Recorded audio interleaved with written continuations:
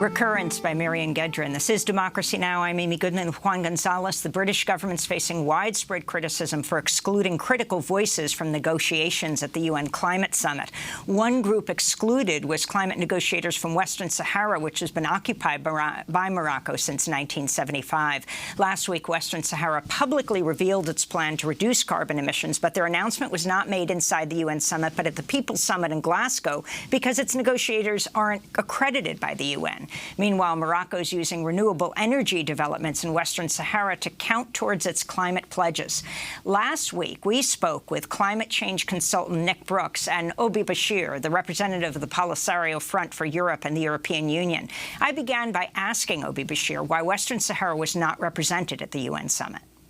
Unfortunately, till now, the Sahrawi Republic is not yet a member of the United Nations. Of course, one day, certainly, it will join the rest of the nations of the world and gain its seat in the United Nations, but pending the end of the decolonization process and the independence of Western Sahara, we are not yet admitted as a full member in the UN.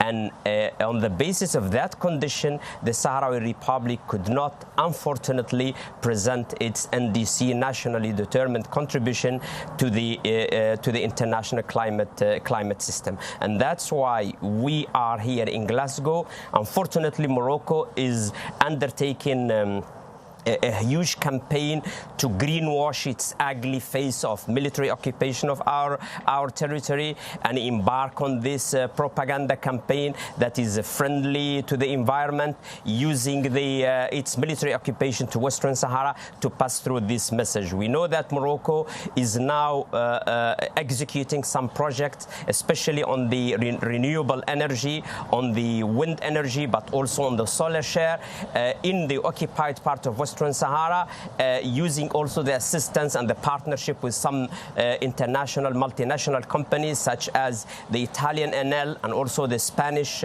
Siemens Gamesa, who are now on a major project in Western Sahara. Just to give you a sense of the statistics that we have, that maybe by 2030 the entire wind energy that will be produced in Western Sahara, around almost 47% of it will be illegally produced from Western Sahara. On the solar energy, around 10%, and it may reach even until 30% of the global solar energy produced or announced to be produced by Morocco. It will be produced from within a context, an illegal context of occupation. And unfortunately, the international climate system, the UN Conference on Climate Change, is receiving those data that have been submitted by Morocco, and we think it's not the right thing to do. It is illegal because this energy has been produced in a context of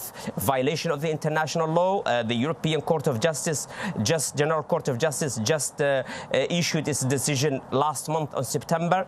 On the 29th of September, annulling two agreements that have been passed between the European Union and the Kingdom of Morocco, because there is no legal basis of that, because the consent of the people of Western Sahara was not achieved by the European Union and Morocco in this regard, and the abuses of human rights are largely and widely denounced by all international humanitarian organizations. So this is the real ugly face of the Moroccan occupation to our territory. I wanted to bring in Nick Brooks. You've been a climate consultant traveling to Western Sahara for about 20 years or so.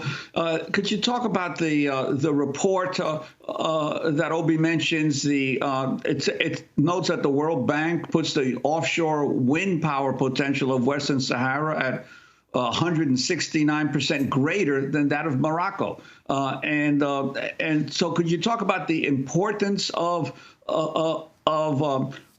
Western Sahara in terms of renewable energy, and also where is the African Union in all this? What's its stance in recent years on the continued occupation of the territory? Okay, thank you. I think on the African Union question, I'll probably ultimately defer back to Ubi. He knows this issue much better than I do. But on the importance of the report and the role of Western Sahara in combating climate change, certainly the potential for renewables is enormous there. And we're already seeing Morocco beginning to exploit that. And as Ubi mentioned, one of the key issues here is the issue of climate justice. And what we're seeing is a lot of the principles that are embedded in the Paris Agreement on climate change actually being ignored or essentially abused. When we've got a situation where Morocco's performance against its own climate targets is going to be dependent on the exploitation of renewable energy from an occupied territory, then that is contrary to the Paris Agreement principles of transparency, of accuracy, of inclusion, and of equity. So that in itself is very important. So Western Sahara can play a role in combating climate change, in producing clean energy, but at the moment that's happening through the mechanism of Moroccan occupation and colonialism. So one of the roles of the report is to try and highlight this issue and to try and amplify, give the Sahrawi a voice, because as Ubi said, they have been completely and systematically excluded from international processes of climate governance and climate finance. If we take the finance, for example, we can look at the amount of finance going to neighbouring countries in 2019. Just in terms of formal multilateral climate finance to Morocco, we're looking at about $300 million. If we look at Mauritania, it's about 17 million, a little less for Algeria. Sorry, 75 million for Mauritania and about 17 million for Algeria. Western Sahara received nothing. So this is public money from donor countries to climate funds, formal climate funds, that gets channeled to help developing countries address the impacts of climate change and develop low-carbon societies and economies. So again, Western Sahara is completely excluded from this, and so they're denied the resources with which they could adapt and with which they could, and I think we're emphasizing mitigation here, but mitigation being reduction of greenhouse gas emissions and transitions to clean energy. But adaptation is also hugely important. Most of the Sahrawi live as refugees in the Algerian desert, in the refugee camps, and these are areas that are already really, really harsh and will suffer some of the worst impacts of climate change. We're talking about a big increase in the number of days where the temperature exceeds 50 degrees Celsius, for example.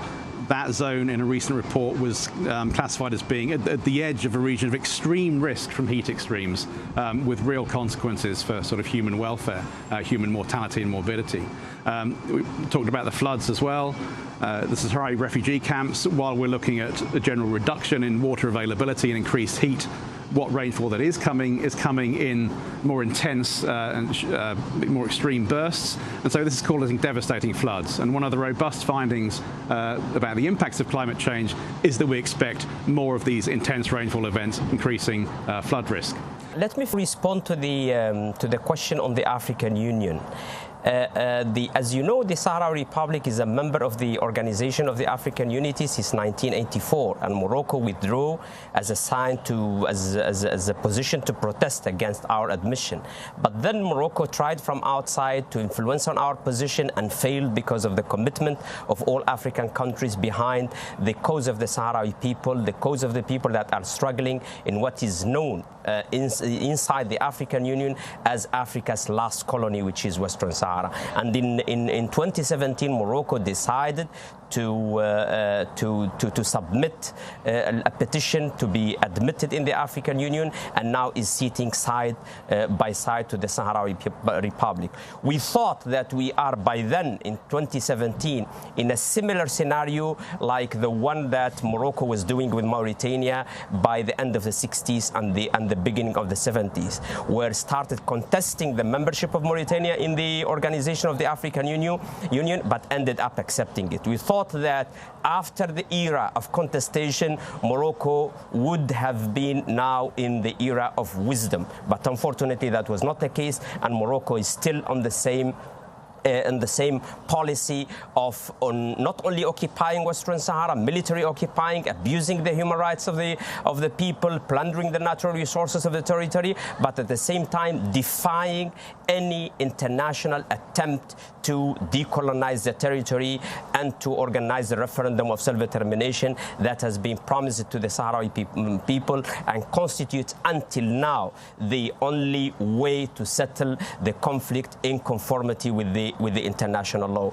The African Union in March this year, after the resumption of the armed struggle in Western Sahara as a result of the Moroccan violation of the terms of the ceasefire in November last year, the African Union, the Peace and Security at the summit conference passed a resolution asking the two member states, the Sahara Republic and the Kingdom of Morocco, to engage in direct negotiations and maybe looking for a new ceasefire between them, but the settlement should be on the basis of the African Union Charter, and especially the Article number 4 that insists on the necessity to fully respect the inherited boundaries from the colonial era, which means Morocco in its internationally recognized boundaries and Western Sahara on its own. The next day, the Moroccan government declared that it's not concerned with this and it will never accept it. So the African Union is very clear, is behind the Sahara Republic as a founding member of it,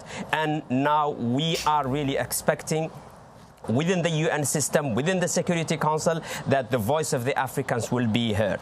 Now, on your question, we only have a minute, Obi Bashir. The Sahara Republic we only have a minute, Obi Bashir, yeah, but just let me ask, is the UN accepting the Moroccan climate commitments that include the occupied Western Sahara? And are you calling on these commitments, the UN, to stop accepting these?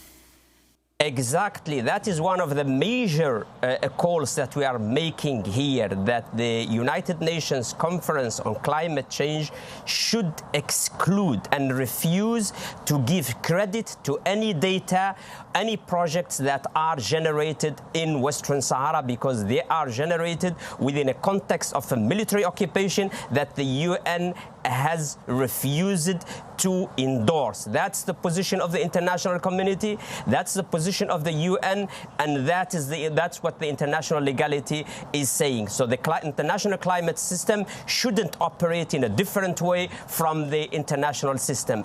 Justice is indivisible.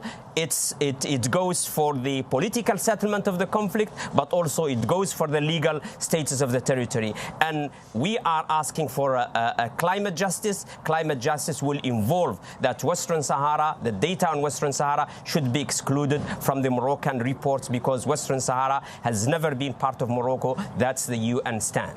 That's Obi Bashir, the Polisario Front's Europe representative, and climate change consultant Nick Brooks, who's worked with Western Sahara on its climate plan. We spoke to them at the UN Climate Summit last week. That does it for our show. If you want to see our documentary, 4 Days in Occupied Western Sahara, a rare look inside Africa's last colony, go to democracynow.org. I'm Amy Goodman with Juan Gonzalez.